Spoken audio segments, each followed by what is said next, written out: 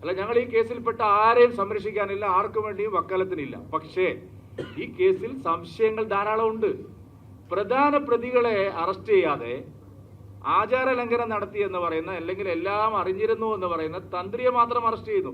എല്ലാം അറിഞ്ഞിരുന്നു കടകംപള്ളി സുരേന്ദ്രന്, എല്ലാം അറിഞ്ഞിരുന്നു പ്രശാന്തിന്, ശങ്കർദാസിന്. പ്രശാന്തിന്റെ കാര്യമാണെങ്കിൽ ബഹുമാനപ്പെട്ട കോടതി തന്നെ ചോദിച്ചിട്ടുണ്ട്, നിങ്ങൾ എന്താ പ്രശാന്തിനെ അറസ്റ്റ് ചെയ്യാത്തത്? കാരണം അദ്ദേഹം നേരത്തെ നടന്ന തട്ടിപ്പിൽ എല്ലാ കാര്യങ്ങളും, വിജിലൻസ് കണ്ടെത്തിയ തട്ടിപ്പിനെ സംബന്ധിച്ച എല്ലാ കാര്യങ്ങളും മനസ്സിലാക്കിയിട്ട് അതേ തട്ടിപ്പ് റിപ്പീറ്റ് ചെയ്യണം ആ പ്രശാന്ത് ചെയ്തിരിക്കുന്നത്. കടകംപള്ളി സുരേന്ദ്രൻ ഇതിന്റെ ഫൗണ്ടർ ഓഫ് ദി കോൺസ്പിറസിയാണ്. അദ്ദേഹം അവിടെ ഇരിക്കുമ്പോഴാണ് ഈ തട്ടിപ്പ് മുഴുവൻ നടക്കുന്നത്. അദ്ദേഹവുമായി നിരവധി ഇടപാടുകൾ, അത് വ്യക്തിപരമായും സാമ്പത്തികമായുമുള്ള നിരവധി ഇടപാടുകളെ സംബന്ധിച്ചുള്ള ചോദ്യങ്ങൾ SIT ഉന്നയിച്ചതാണ്. പക്ഷേ എന്തുകൊണ്ട് കടകംപള്ളിയിലേക്ക് അറസ്റ്റ് പോകുന്നില്ല? എന്തുകൊണ്ട് പ്രശാന്തിലേക്ക് പോകുന്നില്ല? എന്തുകൊണ്ട് ശങ്കർദാസിലേക്ക് പോകുന്നില്ല? എന്തുകൊണ്ട് വാസവന്റെ ഉത്തരവാദിത്തത്തെക്കുറിച്ച് ഒരു അന്വേഷണം പോലും നടത്തുന്നില്ല? ഈ ചോദ്യം വളരെ പ്രസക്തമാണ്.